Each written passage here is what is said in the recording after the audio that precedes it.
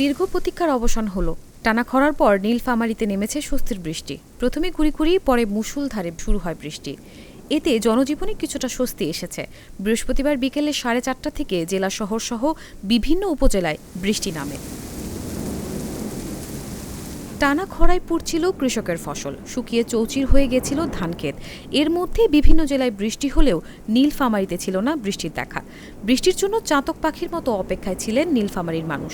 অবশেষে বৃষ্টিতে প্রাণ ও প্রকৃতিতে ফিরেছে সজীবতা।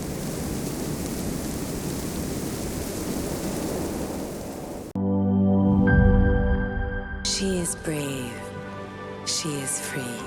A generous soul with many possibilities. Blaze O Skin.